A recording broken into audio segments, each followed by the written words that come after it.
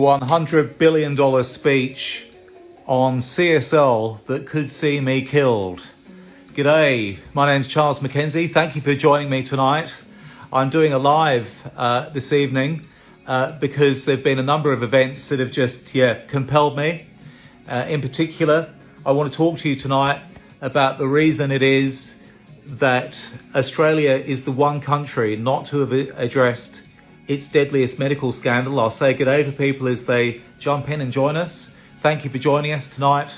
I'm giving as I said, a $100 billion speech that could see me in big trouble. What do I mean when I say a $100 billion speech? Well, if you stay with me for the duration of this video, you'll find out the reason why Australia has never addressed its deadliest medical scandal.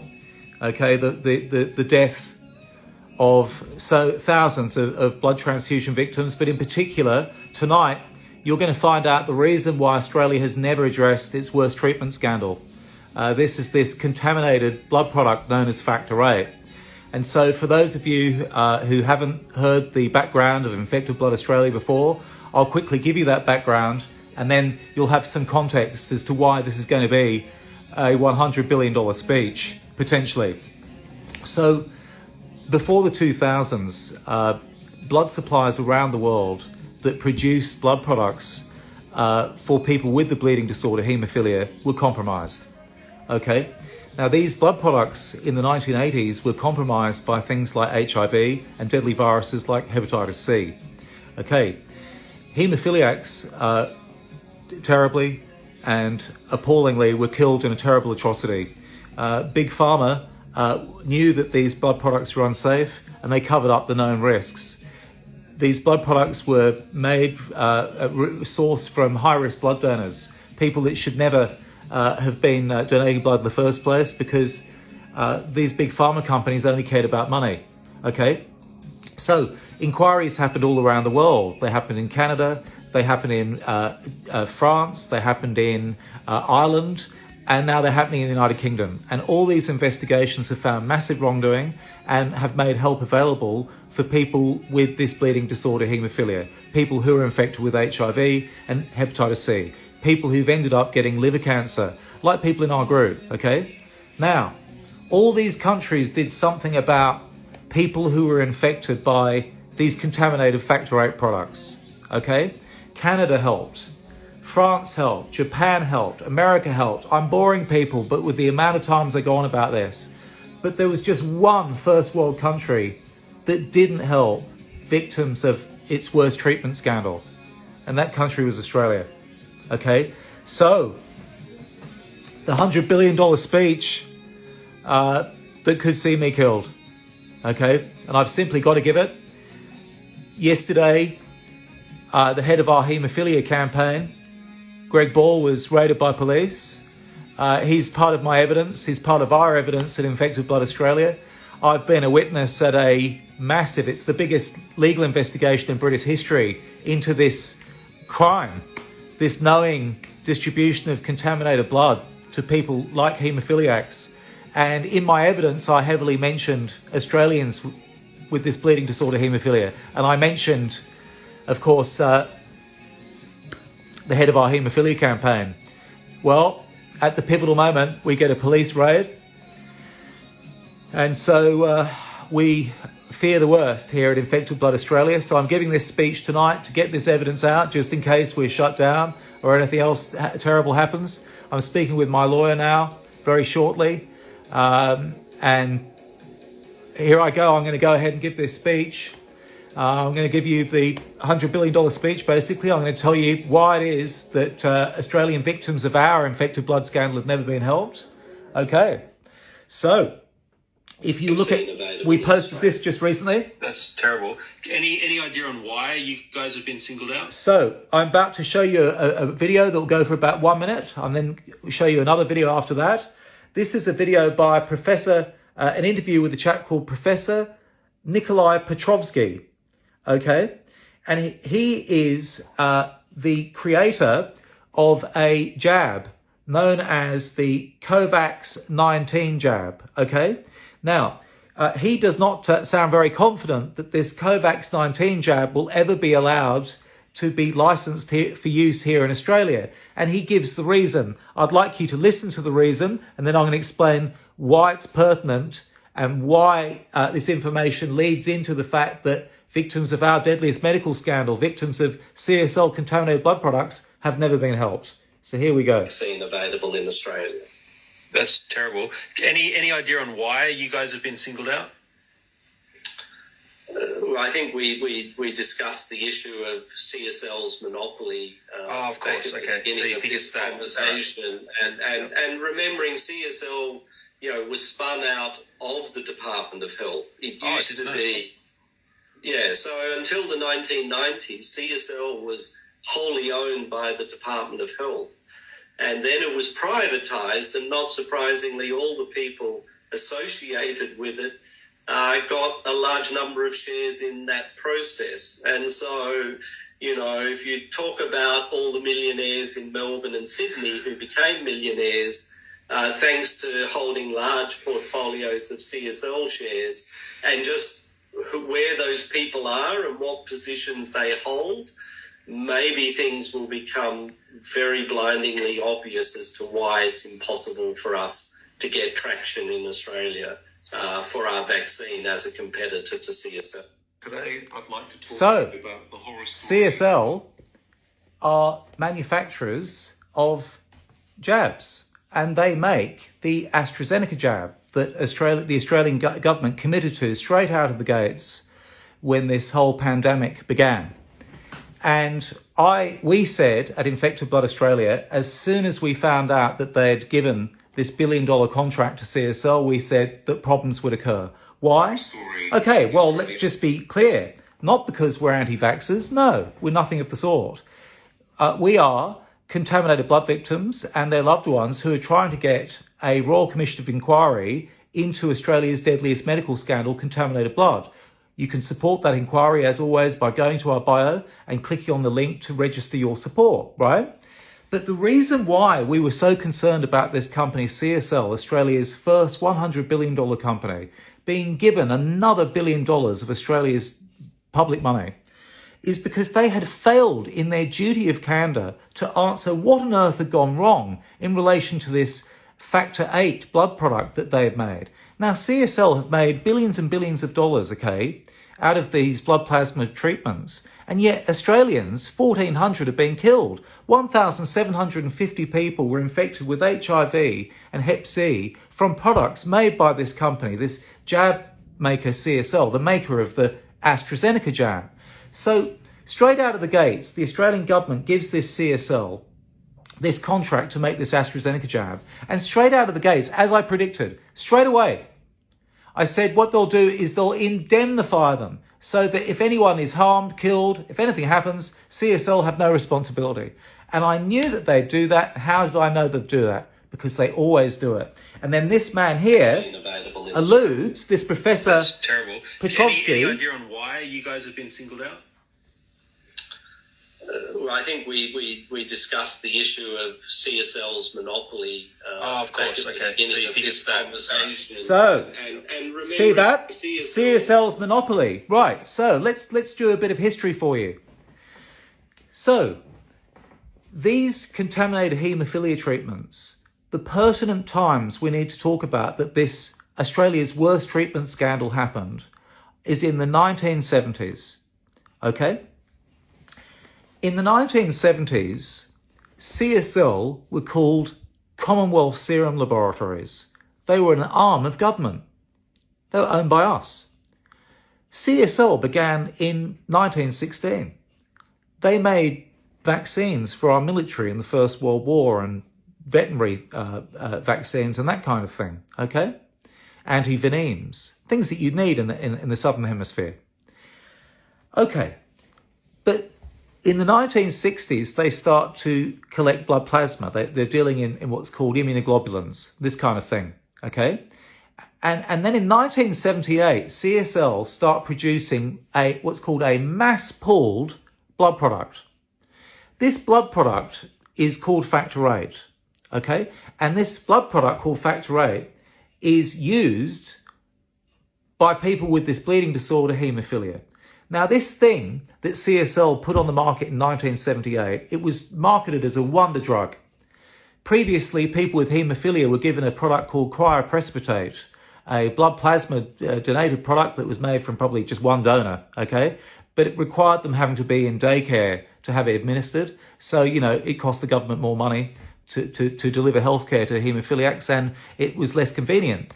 So in 1978, this new wonder drug is made by CSL. It had previously been in other countries. It had been in the UK for years before it came here. And it came here with British protocols on haemophilia treatments, and British specialists came down and British doctors, and they started prescribing this factor VIII to parents who had children with haemophilia or other haemophiliacs. They were persuaded, instead of going in to have this daycare cryoprecipitate put into them, they're persuaded to have this new wonder drug. And CSL, Commonwealth Serum Laboratories, when they're government owned, are making this supposed wonder drug, okay? Now, this factor VIII is made from blood plasma, and the one that was used in Australia in 1978 was made from as many as 7,000 different donors, okay? Imagine that, 7,000 different Aussies donating blood. So we're all told that this was all Australian, 100% Australian donated blood. Well, here's the scandal. This company, CSL, they promised the Australian public that they were using only Australian donated blood plasma, okay? And they were given extra budgets when they were in the government ownership on the basis that they would only use Australian blood plasma. It was much safer, okay? And do you know what they did? They actually imported high-risk blood plasma from overseas, from places like Malaysia, from Hong Kong, Singapore, and Southeast Asia.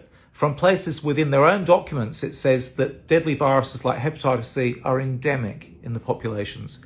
In their own documents, they say, we didn't even test the blood because we assumed it was contaminated anyway. And then do you know what they did?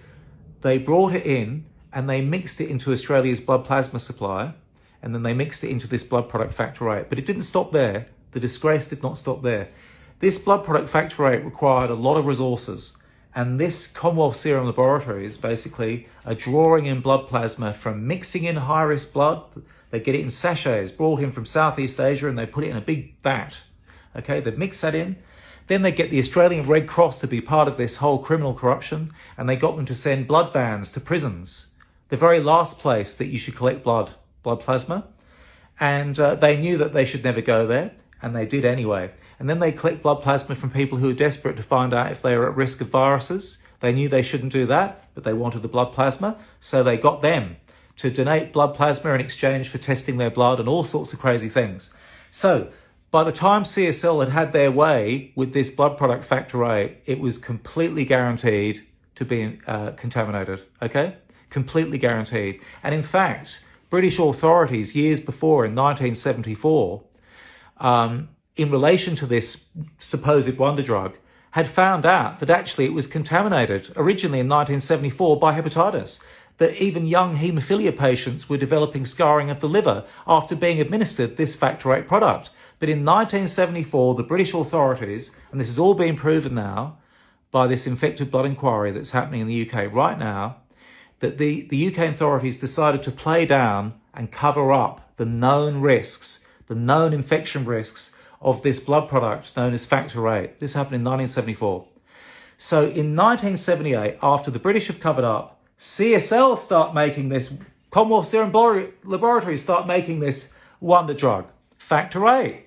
And what do you know? Parents are told, hey, a lot of these patients weren't at risk. So it's not like they're going to bleed to death without it, right? They're told, hey, got this new wonder drug, you might have internal bleed, might be uncomfortable, you don't want disfigurement. Try factor VIII. Don't worry about your previous safer blood product. Try this new wonder drug, factor VIII. No one's told in Australia. We've never seen any evidence that people were told of any risks. And the next thing you know, 1,750 Australians, many of whom who didn't even need the blood to survive, were infected with HIV and hepatitis C. What a scary time the 1980s were, right? Well, the government then turn around and they say, well, guess what, everybody? There's no help for Australian haemophiliacs because CSL are indemnified. Okay, so I'll just play a little bit of this again. In Australia. That's terrible. Any idea on why you guys have been singled out? Well, I think we discussed the issue of CSL's monopoly. Of course. Back at the Okay. beginning So you of think this it's that? conversation, and remembering CSL, was spun out of the Department of Health. It used to be, So until the 1990s, CSL was wholly owned by the Department of Health, and then it was privatized, and not surprisingly, all the people associated with it got a large number of shares in that process. And so, if you talk about all the millionaires in Melbourne and Sydney who became millionaires thanks to... You hear that? So available in... here's the $100 billion part of the speech. Okay, you ready?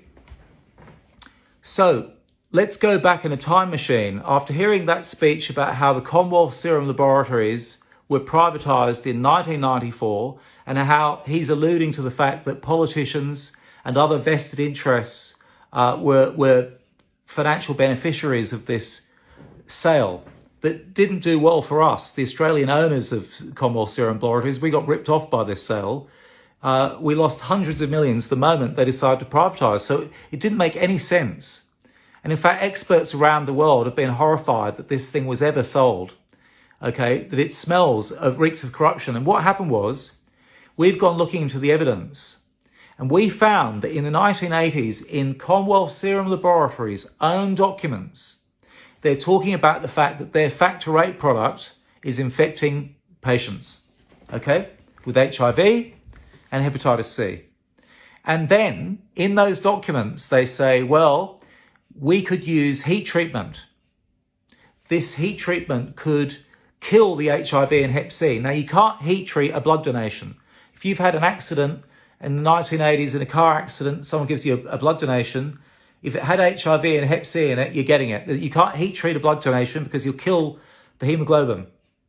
You'll kill the blood, the thing you're after. But haemophiliacs, they're using blood plasma. And that protein that they need, this Factor VIII protein or this Factor IX protein that they might be deficient in, that could survive certain treatment, but the HIV virus and Hep C virus wouldn't, right? So the logical thing that was being done overseas in the 1980s was, as blood banks and companies worked it out, they were just heat treating these blood products, okay? Or if you didn't want to heat treat the blood products, you could import a blood product from overseas that had been heat treated. But CSL said, no. Commonwealth Serum Laboratories said, no, don't allow anybody in Australia to get a heat-treated product. No. Don't allow anyone in Australia to know that there's an HIV-free or hepatitis C-free Factor VIII product. Okay, because that would mean that money would leave Australia and leave their clutches. So instead, do you know what they did? They gave Australian haemophiliacs, children and adults, they gave 2,000 of them Factor VIII that had been made from the worst possible sources, so it's definitely contaminated, and then they refused to deactivate the viruses in it. And the reason that they refused to do so was because they said that heat treating it would have lost some of the yield. Some of the end product material would have been lost to this process that would have made it HIV free, and therefore their financial, the costs would have been slightly increased. They're acting like they're a big private organisation already, you see? They're acting like they're a big pharma already. This is when their government owns. They're acting like big Rockefellers, making decisions on, let's not heat treat out. Let's not do this because it might have less product. We might make less profit. This is insane. This is insane. This really happened. So what happens is they then realise, wow, they find out in the 1980s that they've just wiped out everybody with HIV and Hep C. And by 1990, what happens is corrupt Labour Health Minister Neil Blewett realises, along with other corrupt forces, other corrupt Australian politicians at the time, they realise that the Commonwealth Serum Laboratories is guilty of Australia's worst treatment scandal. They've just knowingly infected 1,750 Australians with haemophilia with hepatitis C, okay? Now, they're previously infected with HIV. Now they're realising they've infected with Hep C. So what do? They decide, right, what they're going to do is they're going to save CSL, by corruptly selling it. And so they got the people together and said, this is what we'll do, because if anyone finds out that we've killed all these people, we've infected all these people, we'll go to jail, let alone make money. So what they did was they pulled off the biggest heist in Australian history. They basically said, right, what we'll do is we'll cover up the fact, we won't allow the Australian public to know that we've infected everybody. And then what we'll do is we'll get indemnities. That's right. We'll be indemnified for all of the people we've just murdered. And there won't be a thing the Australian public can do about it. And then we'll get our goons in the media, okay, and the Australian media is full of these goons, to never ever investigate. And the ABC has never once investigated the death of 1,400 haemophiliacs. We've tried for decades to get them on, and there's always an excuse, there's always a reason.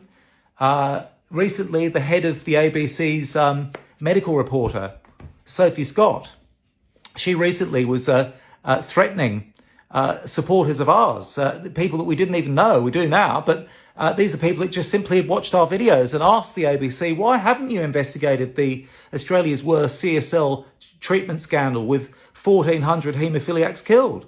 And Sophie Scott replied back, oh, it's been widely reported in the Australian media already. It's not once been widely reported, not once. If it had been widely reported, why is it that survivors in our group, people surviving with cancer as a result of their infections to these contaminated blood products, can't get help? There's no acknowledgement. No one knows about this. CSL have corrupted the whole damn place. That's why they always get the monopoly on vaccine approvals, okay? That's why Australia is the only country that never helped its haemophiliacs. There's help for Canadians, there's help for people in America, English people, Irish people, everywhere. And you know what? I've been talking about the problem of CSL being a manufacturer of jabs in Australia. And I've even had contaminated blood activists over in the UK accuse me or think that I'm an anti-vaxxer or something, or we're an anti-vax group. And they've even blocked our group ridiculously. No, we're not. How genuine are they, people that do that? Are they contaminated blood victims? Or are they just using this issue? Because if they're serious, they'd never have done something like that without coming to us and asking us what was going on. We're pro-medicine. We're pro-safety. We believe the safety of vaccination should be paramount. We believe the safety of the blood supply should be paramount. And I reject any association that we're not about that. And so what's happened is that we have been very anti-CSL making jabs. Why? Because they failed in their duty of candour over Australia's worst treatment scandal. What went on? How did all these people receive contaminated blood? We still haven't been told, okay? They still haven't admitted to the mixing of foreign blood into their blood products, okay? And yet they were given legal indemnification, which means that they don't have any responsibility, or they don't have to pay any compensation to the families they've destroyed. And the same thing happened with this pandemic once again. And this is why I'm saying to those British activists overseas who are treating us in this way, be careful.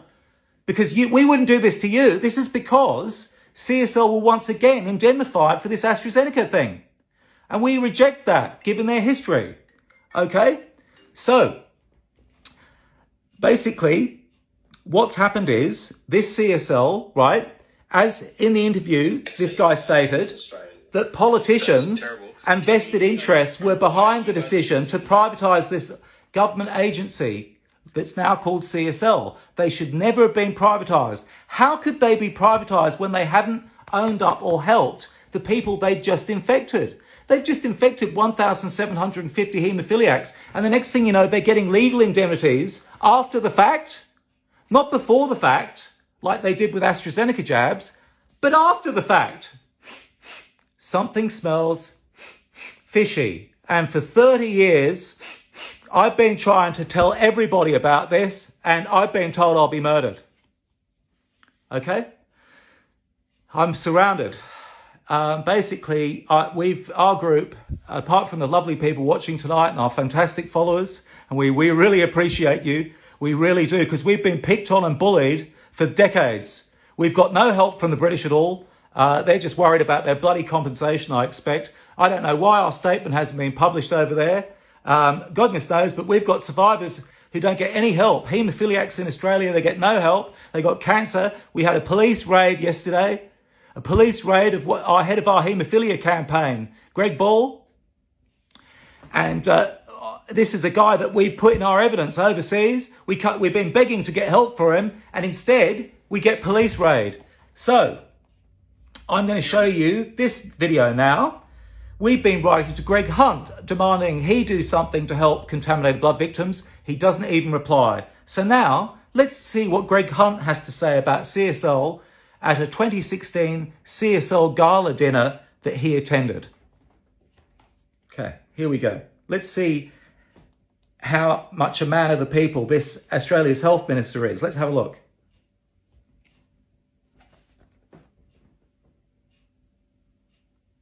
Bear with me one moment, it's just about to start. I do look around and I see a lot of very dangerous men and women.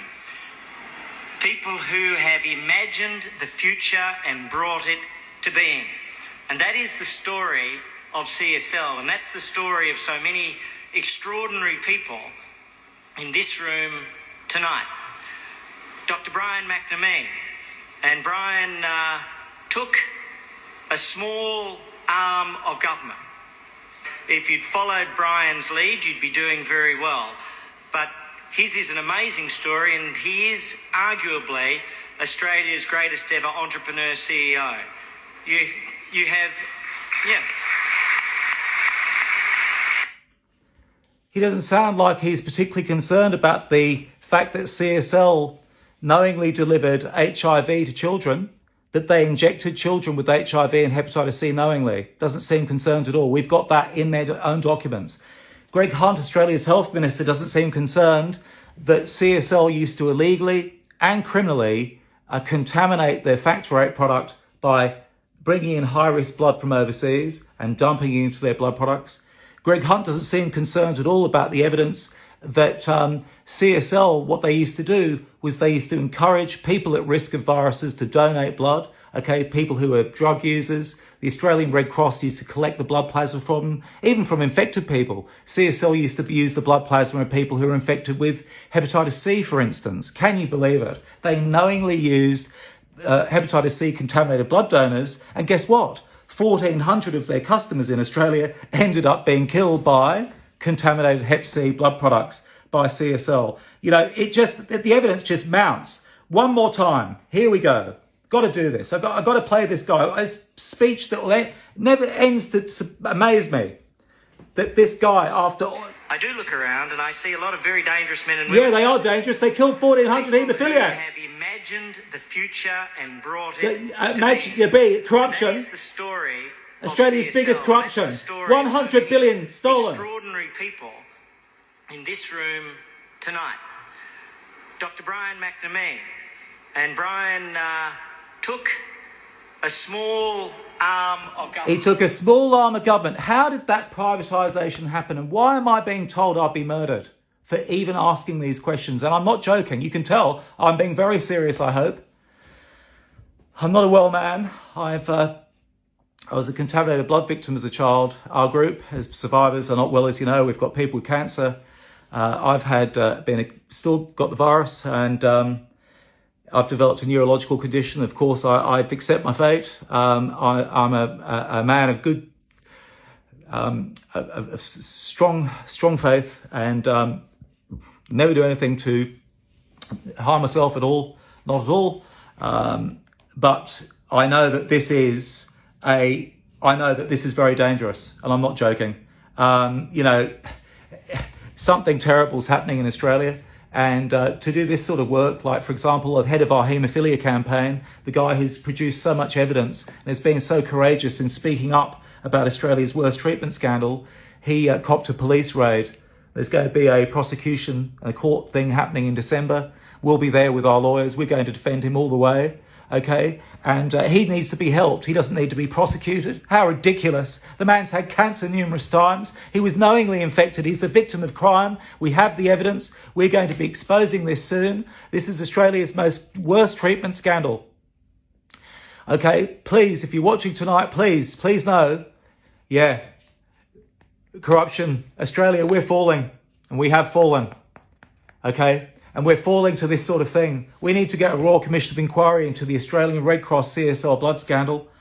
You can do that by going to our bio. You can register your support by clicking on that link and filling out that form. We need that. We need you to share this and tell everybody. Tell everyone you can before Greg Ball dies. He's the head of our haemophilia campaign. Now, please, he's been raided by police yesterday. Okay, this could be pushed back. Look at this.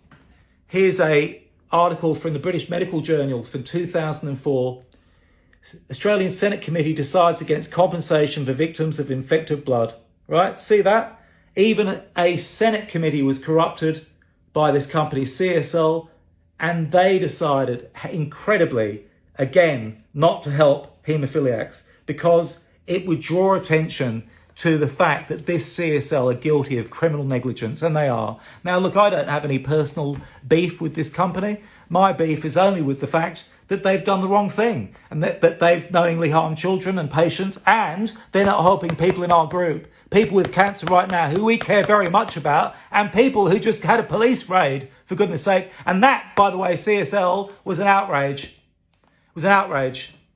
Unacceptable. You should be standing up for Greg. You know the truth. And you, sir, to Australia's Health Minister, Greg Hunt, that police raid yesterday is the end. That was the total end. You are done. Absolutely done. You'd actually have a haemophiliac end up in trouble with police rather than you give him help. How humiliating for Australia, you traitor. If he was British, Greg Ball would be helped. If he was Irish Canadian, he'd be compensated. But in Australia, he gets a bloody police raid. Political toast, mate. Truly. Thank you for joining, everybody. What a situation. And to think this CSL actually make these COVID jabs like AstraZeneca and various other flu jabs. And goodness knows what they're going to do to me now. Goodness knows what things are going to hit us with. What police raids are coming. All we can say is that we've always told the truth and we'll continue to tell the truth.